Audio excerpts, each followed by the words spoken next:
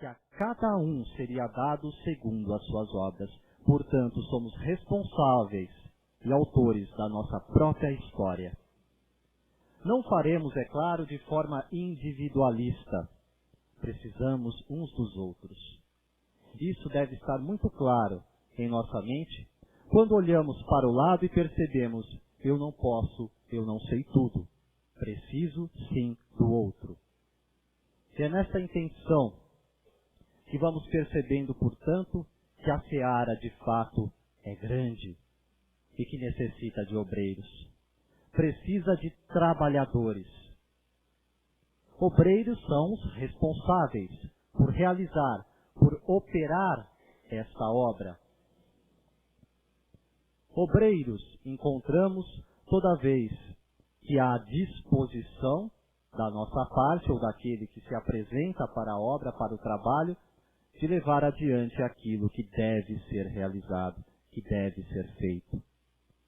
Se temos aqui no nosso mundo material uma obra para ser realizada, vamos dizer, erguer um prédio. Não faremos isso sozinhos, certamente. Precisaremos de outras pessoas que serão contratadas, de preferência qualificadas para o trabalho. Mas nem sempre encontramos qualificação. É necessário, portanto, preparar a mão de obra. Encontramos isso dentro do próprio trabalho espiritual também. Quando falamos que a boa vontade é necessária, mas só com ela não levamos adiante a obra. Por isso os dois princípios da doutrina espírita que nos diz: amai-vos e instruí-vos, devem andar lado a lado. O exercício permanente da lei do amor, ao mesmo tempo que buscamos a nossa instrução, o conhecimento, alimentar a nossa mente através do exame raciocinado daquilo que nos chega, mas também alimentar o nosso coração, colocando à disposição aquilo que temos de melhor em benefício da causa. E é neste trabalho que se mostram os verdadeiros obreiros. Nem sempre, ou para dizer, quase preparados. O Cristo, bem sabemos, também se preocupou em selecionar aqueles que o acompanhariam e posteriormente a sua partida física deste mundo, dariam continuidade à obra. Dizem que chegou a se contar cerca de 500 discípulos na época da Galileia, que seguiam Jesus. Inicialmente uma grande multidão, certamente, muitas vezes superior a estes 500.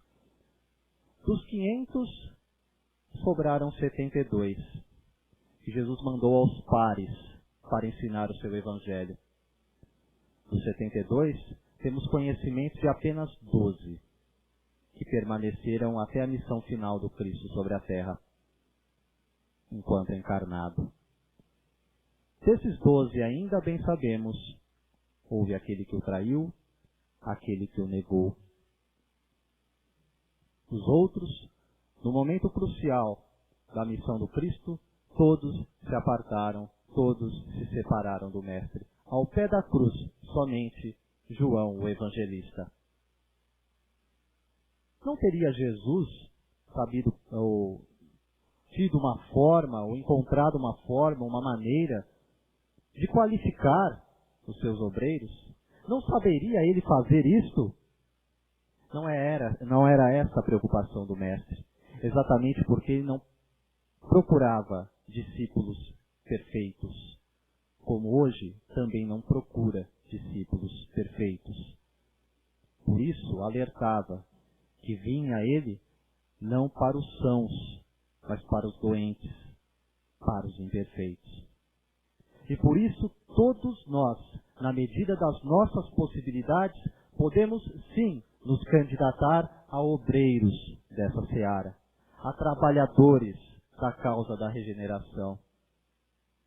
E não falamos isso como um convocado que se impõe somente pela necessidade, porque a necessidade não é externa, ela é interna. Se hoje aqui estamos na casa espírita é porque procuramos algo diferente, que venha nos servir como roteiro, como meta, como orientação, que alimente a nossa alma, o nosso espírito e que nos apresente algo diferente daquilo que encontramos lá fora. Há certamente dentro de cada um de nós um estado de insatisfação interior por aquilo que vemos no mundo e não concordamos. Mas é claro que essa imperfeição também está em nós. Então, antes de apontarmos ou de observarmos aquilo que não concordamos lá fora, vamos trabalhar com afinco, com determinação, por aquilo que deve ser corrigido dentro de nós mesmos. Este é o convite principal da doutrina espírita: renovação íntima, transformação interior, autoconhecimento, autodesenvolvimento. Todas essas palavras significam este mesmo objetivo: conhecimento e aperfeiçoamento de nós como seres humanos e, por consequência, como espíritos.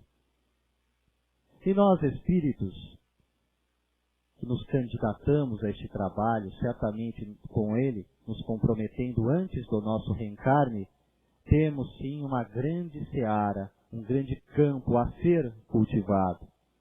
Vejam o próprio significado da palavra seara. Ele não está cultivado, ele é para ser cultivado. Precisa de mãos para operar este trabalho. Nos oferecer a causa, alguns podem perguntar: o que me trará de benefícios? Há aqueles que ainda de forma ilusória procuram tais benefícios de ordem material. Querem remuneração? Não encontrarão. Querem aplausos? Também não encontrarão. Pelo contrário, se observarmos a vida dos obreiros que nos servem de exemplo, veremos que eles tiveram o oposto de tudo isso. Alerta que o próprio mestre fazia: aquele que quiser vir após mim deve tomar a sua cruz, renunciar a si mesmo e seguir-me. O convite do mestre pode parecer, num primeiro momento, uma ameaça aos nossos ouvidos. Vou eu deixar a minha paz, que poderíamos chamar acomodação, para me dedicar a uma causa que não me trará benefícios imediatos? A nossa visão míope, por vezes, sobre a realidade, nos faz perder o senso real daquilo que estamos fazendo aqui sobre a Terra, do porquê aqui nos encontramos. O temporário, o passageiro, aquilo que, enfim, hoje está diante dos nossos olhos e que amanhã não estará mais, não serve ao desenvolvimento do espírito. Aquilo que é eterno, aquilo que é imortal, aquilo que permanece como tesouro interior para cada um de nós, aquilo que os ladrões não roubam, que as praças não corroem, este deve ser o nosso objetivo. Enxergar isso, por vezes, abrindo mão, sim, de muitas coisas que nos facilitariam essa trajetória. Difícil este convite que o mestre nos faz, para os nossos ouvidos ainda rebeldes, ainda acostumados às facilidades, certamente é. Mas basta observar da mesma forma as consequências do trabalho bem realizado na vida daqueles que se dedicaram a este trabalho. O patrono desta casa espírita, por exemplo, Dr. Adolfo Bezerra de Menezes, nos pode servir como uma grande referência. Poderia ele, com a sua inteligência, poderia ele, com a sua condição de médico, ter se dedicado a conquistas meramente materiais, como tantos o fazem. Mas o impulso que levou o Dr. Bezerra de Menezes a viver uma vida voltada à caridade foi o mesmo impulso que encontra todos aqueles que percebem que a mensagem do Cristo não é uma mensagem que ficou aprisionada há 20 séculos atrás e que não tem aplicação nos dias de hoje. Que, pelo contrário, nos faz bem, nos alimenta, nos renova as esperanças de nos tornarmos pessoas melhores para um mundo melhor. Utopia, fantasia, alguns gritariam. Eu diria, um novo mundo que se abre para aqueles que sabem enxergá-lo. Mundo esse que vem mostrando para cada um de nós que é o momento. Os Espíritos a todo instante nos alertam. O plano de regeneração está próximo. Apressai-vos, não no sentido de sair correndo, de nos desesperarmos, de acreditar que, enfim, se não fizer agora e hoje, imediato, perderei a oportunidade. Não, mas tendo a atenção de que as tarefas que se apresentam para nós não é motivo de aflição, mas de aprendizado. Não deixar de lado o ambiente em que nos encontramos, acreditando que ele não tem nada a ver conosco, porque ali estão as provas necessárias para este nosso desenvolvimento. É no ambiente de trabalho, é dentro do lar, no convívio com os familiares, com o nosso grupo de amigos no convívio social. Lá estão as nossas tarefas e os nossos aprendizados principais.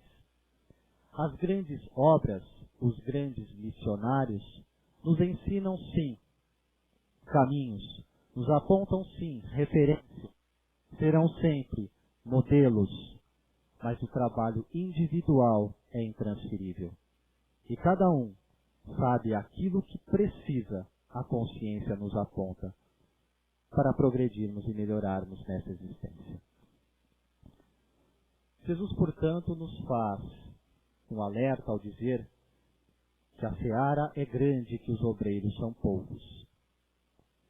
Nos fala, no entanto, também para fazer um pedido, uma rogativa, para que Deus nos envie, o Senhor da seara nos envie mais obreiros.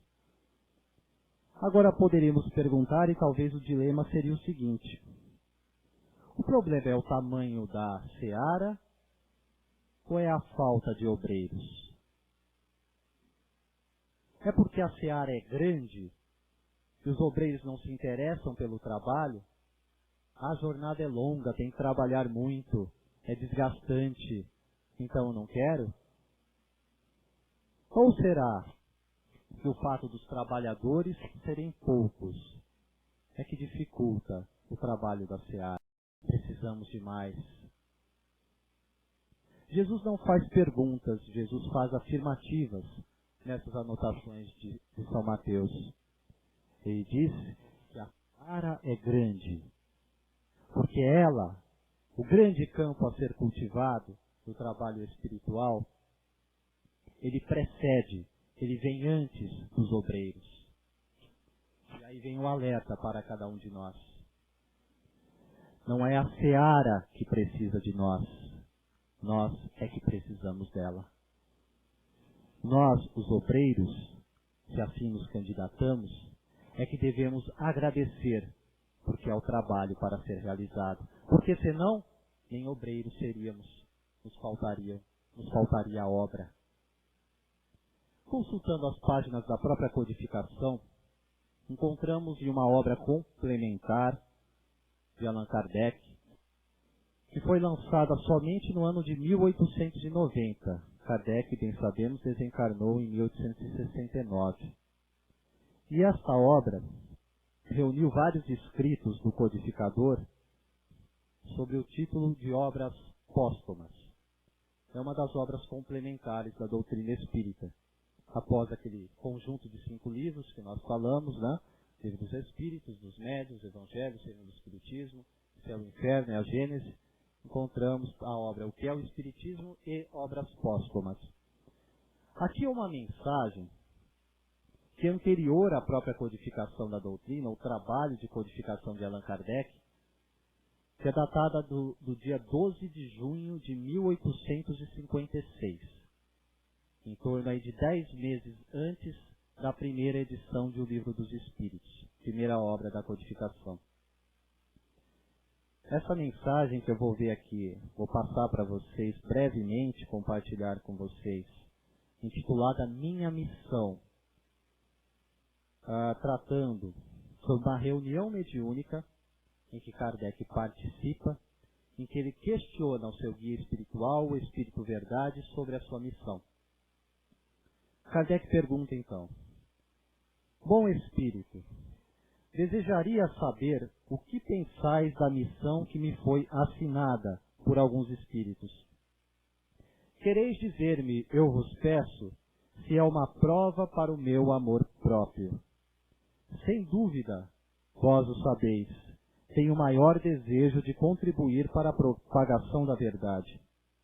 Mas, do papel de trabalhador ao de missionário como chefe, a distância é grande.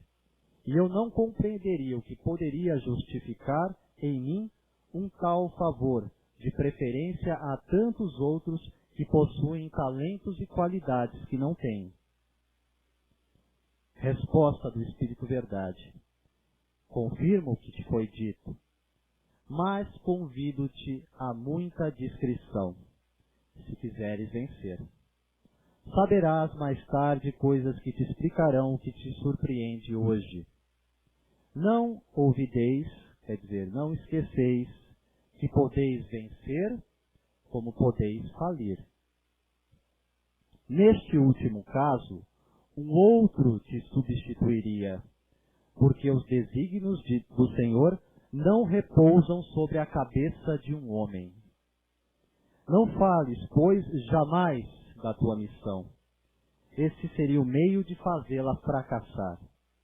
Ela não pode ser justificada senão pela obra realizada, e ainda nada fizeste. Se a cumprires, os homens te reconhecerão cedo ou tarde, eles mesmos, porque é pelos frutos que se reconhece a qualidade da árvore. Eu confesso que quando li pela primeira vez essa passagem, eu parei e reli algumas vezes e fiquei meditando principalmente sobre essa questão de que o Espírito Verdade fala para Kardec. Podeis vencer como podeis falir. E Kardec era um missionário. Alguém que veio com essa tarefa de codificar a doutrina espírita, trazendo esse tesouro espiritual para nós. E ele estava sujeito, tanto a vencer em sua tarefa, quanto a falir. E vejam como age a espiritualidade nesse sentido, ao dizer que se falir, um outro te substituirá. Porque os desígnios, a vontade de Deus não pode repousar sobre a cabeça de um único homem. E aí eu pergunto a vocês, onde fica a nossa vaidade? Onde fica o nosso sentimento de orgulho, quando acreditamos que a obra depende de mim, de nós? Nós é que precisamos da seara, não é a seara que depende de nós. Se nós falharmos, outros nos substituirão. Os desígnios de Deus não repousam sobre a cabeça de um homem, ou de um grupo, ou de uma doutrina. Pensando sobre essas responsabilidades, vamos perceber que a rogativa de Jesus, que Jesus pede para que façamos, rogai ao Senhor para que nos envie mais obreiros, é um pedido legítimo. Se a obra é grande e demanda obreiros, mais trabalhadores, vamos pedir. Mas não significa que seremos atendidos. E se não formos atendidos, se não vier mais obreiros, se não vier mais trabalhadores, cabe a nós levar adiante o trabalho. Independente se o número de obreiros é suficiente ou não. A tarefa é nossa, levemos adiante. O trabalho que nos cabe é nosso, é intransferível. Com ele nós nos comprometemos. E pensando nisto, não sobre as dificuldades, mas sobre aquilo que nos traz no sentido de aperfeiçoamento, nos dediquemos a ela. Porque disto depende um estado melhor para nós e para aqueles que nos cercam. Quando os Espíritos nos falam sobre um novo estágio, de um mundo de renovação, devemos, acima de tudo, entender que este trabalho de um mundo regenerado requer pessoas regeneradas, seres humanos comprometidos com este trabalho. E por mais difícil que nos pareça, quando observamos tantas imperfeições em nós mesmos ainda, acreditamos sim que podemos melhorar sempre. Se fizéssemos uma retrospectiva das nossas próprias ideias, dos nossos próprios pensamentos, não precisa ir tão longe, puxemos aí que sejam 10 anos atrás, será que a nossa cabeça é a mesma? Pensamos e agimos da mesma forma? Uns podem dizer, há pessoas que pioram. Mas nós não sabemos, enfim, aquilo que cabe a cada um viver. E a responsabilidade é individual, é particular. Mas e nós? Em 10 anos, somos melhores ou piores? Aquele que, enfim, tomou contato nesse período, por exemplo, com a doutrina espírita, pode dizer que, pelo menos em informação, recebeu um mundo de ideias que talvez nem sonhasse que existisse ou que fosse assim. Saber que há reencarnação, saber que há imortalidade da alma, saber sobre a existência de Deus, sobre um outro aspecto, como inteligência suprema, como causa primeira de tudo que há, de tudo que existe. Conhecer a lei de causa e efeito. Enfim, é aquilo que fazemos, nós somos responsáveis e colheremos os frutos das nossas ações. Conhecer tudo isto não serve apenas para alimentar a nossa inteligência, para termos conhecimento de um conteúdo meramente intelectual. Serve principalmente, e este é o objetivo, para a nossa renovação moral. E é disso que precisamos. E é com isto que nós devemos levar adiante o nosso trabalho de aperfeiçoamento, de conhecimento de nós mesmos. Por isso, Mestre, ao nos deixar este recado, grande é a seara, poucos são os trabalhadores, rogai para que o Senhor nos envie mais obreiros. Se ainda não somos candidatos, nos candidatemos. Só colheremos benefícios disso. Se já somos obreiros, não olhemos para trás. Pôr a mão no arado e olhar para trás, já ensinava o Mestre, é para quem não está ainda apto para o seu reino. Temos adiante, porque o trabalho é grande. Preparamos caminhos com grandes dificuldades para a geração nova que aí vem. O médium Divaldo Franco, por exemplo, conhecido orador espírita, escritor, médium, nos diz que cada vez mais renascem sobre o planeta espíritos de grande elevação que conduzirão o processo de regeneração do planeta. Embora normalmente os espíritos não deem datas, ele fala sobre períodos e nos diz que em breve teremos reencarnes em diversos pontos do planeta de um grande contingente, ou número de obreiros, né? Que Jesus falava, rogai ao Senhor da seara que envie mais obreiros. Eles já estão por aí e outros tantos virão. A nós, certamente, quando visualizarmos esta nova geração e nos espantarmos com muitas coisas que veremos, com a facilidade que terão para lidar com as coisas espirituais frente à nossa dificuldade, quando observarmos essa nova geração, talvez façamos como João Batista fez ao ver o Mestre, ao dizer, agora é necessário que eu diminua e que ele cresça. Ou dizermos talvez que não somos dignos nem de amarrar as sandálias com que eles andam. Mas independente disso, do mérito dos trabalhadores, o fato é que a oportunidade de trabalhar, de nos candidatarmos, como aqui dissemos, e de dar continuidade a esta obra, é um convite permanente de portas abertas, independente daquilo que fizemos até aqui na nossa existência. E é importante que se diga isto, porque há muitos que se creem de tal forma culpados por um passado, recente ou não, que se creem indignos. Mas isso não é verdade. O Cristo chama a todos. Não veio para os sãos, veio para os doentes. Por isso o seu convite peçamos, sim, a vinda de mais obreiros e nos candidatemos à continuidade desta obra, porque ao obreiro basta a sua obra.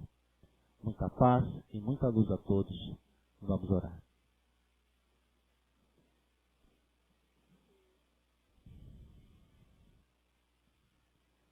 Dando continuidade aos nossos trabalhos, agradecendo a harmonia que o plano espiritual nos transmite com seus fluidos benéficos, trazendo tranquilidade a este ambiente, nos envolvendo com as vibrações amorosas do plano maior. Vamos recebendo o equilíbrio que viemos buscar. Que essas energias, esses fluidos positivos venham contribuir para a harmonização do nosso corpo espiritual e do nosso organismo físico. E ao adentrarmos a câmara de passe, sejamos todos nós receptivos a essas energias que serão derramadas sobre cada um de nós. Sobre a paz do Mestre amado Jesus, que nos abraça espiritualmente nesse instante, com a sua imensa corrente de amor através de seus benfeitores espirituais, damos continuidade aos trabalhos dessa noite. Que Deus nos abençoe, hoje e sempre.